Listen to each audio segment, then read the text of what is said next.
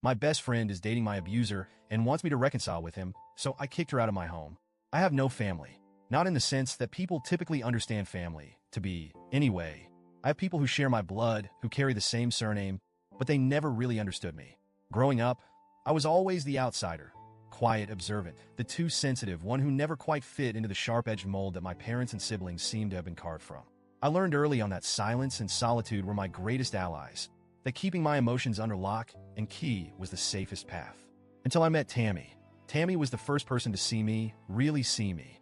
We met in the 7th grade when she transferred to my middle school.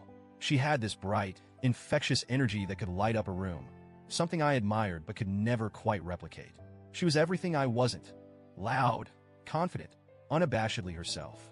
And for reasons I still don't fully understand, she liked me. She gravitated toward me, dragging me along in her whirlwind of life and laughter until, without realizing it, I found myself laughing along too.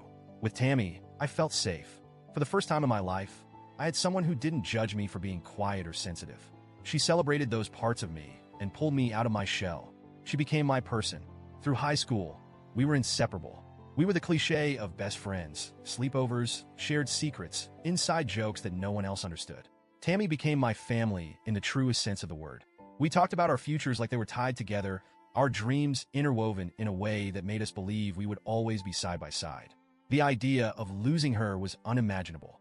Then college happened, and everything began to change. I didn't want to go to a Christian college. My parents forced me into it. They had always been deeply religious, so much so that it left little room for me to breathe, to think for myself. Their faith was like a suffocating weight around my chest, and by the time high school was over, I was desperate to escape it. But they wouldn't let me go. They made it clear that if I wanted their financial support, I had to follow their rules, and that meant enrolling in a small, conservative Christian college far from home. Tammy, on the other hand, got accepted to a larger, more liberal school in the same town. It wasn't ideal, but at least we'd be close. For the first 2 years of college, Tammy and I were roommates. We rented a tiny apartment off campus, and for a while, it felt like old times, just the two of us against the world. But college has a way of changing people. Tammy embraced the new experiences with open arms, joining clubs, making friends, and exploring her independence. I, on the other hand, struggled. My college was suffocatingly strict, and the students there were so deeply entrenched in their beliefs that I felt like an outsider. I became even more withdrawn, retreating into myself in a way that even Tammy couldn't pull me out of. Then I met Trent. Looking back, I see all the red flags now. But at the time, I was lonely, and Trent seemed like a lifeline. He was charismatic in that effortless boy-next-door way. He wasn't like the other guys at my school. He didn't talk about faith or morality. He talked about music, movies, and adventure. He was charming, affectionate, and he made me feel seen in a way that no one had before, not even Tammy. By the end of junior year, I moved in with him. At first, it was wonderful. He showered me with attention and affection, always telling me how lucky he was to have found me. For a girl who had spent her whole life feeling invisible, that kind of attention was intoxicating. But slowly things started to shift. His compliments became backhanded, his affection laced with criticism. He would tell me I was beautiful, but only if I dressed a certain way, if I lost a little weight, if I acted a little less shy. He would compare me to other girls, hinting that if I didn't change, he might have to find someone who could meet his needs. It wasn't until senior year that the physical stuff started. It was subtle at first. He'd push me out of the way if I was standing in his path, or grab my arm a little too tightly during an argument. Then the slaps came, always during fights, always followed by apologies. He'd tell me I was being too emotional, that I was overreacting, that I needed to toughen up. And I believed him. I believed him because my self-esteem had been ground down to nothing, and I had no one to turn to. When I called home, my parents told me I was living in sin by being with a man I wasn't married to, and that whatever I was going through was a consequence of my own actions. I stopped calling them after that. I told Tammy bits and pieces, but I never fully opened up to her about what was happening. I was too ashamed. Tammy had always been so confident, so sure of herself, and I couldn't bear the thought of her knowing how weak I'd become.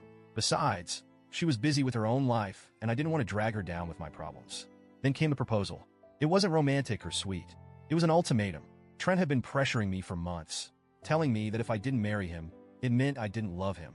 When he finally proposed, I hesitated, and that hesitation sent him into a rage. He screamed at me, demanded to know why I wasn't jumping at the chance to be his wife. Then he punched the wall next to my head.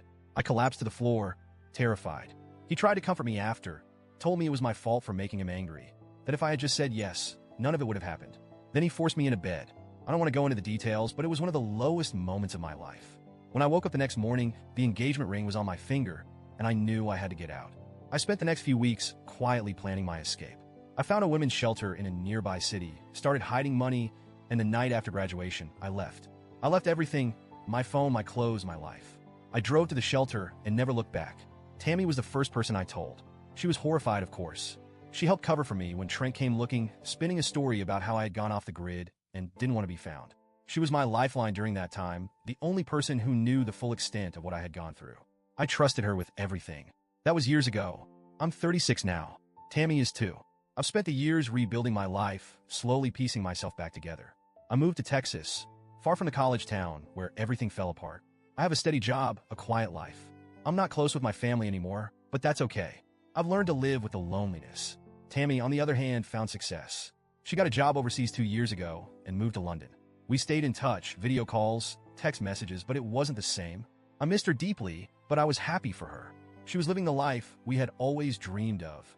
A few weeks ago, Tammy asked if she could visit me in Texas. She said she missed me, that she wanted to catch up. I was thrilled. I hadn't seen her in person for years, and the idea of spending a few days with her sounded like exactly what I needed. When she arrived, I noticed right away that something was off. She was quieter than usual, distracted. At first, I chalked it up to jet lag, but as the days passed, I started to sense that there was something more. She wasn't her usual bubbly self, and I couldn't shake the feeling that she was hiding something. Then, one night after we'd gone out for drinks, Tammy broke down.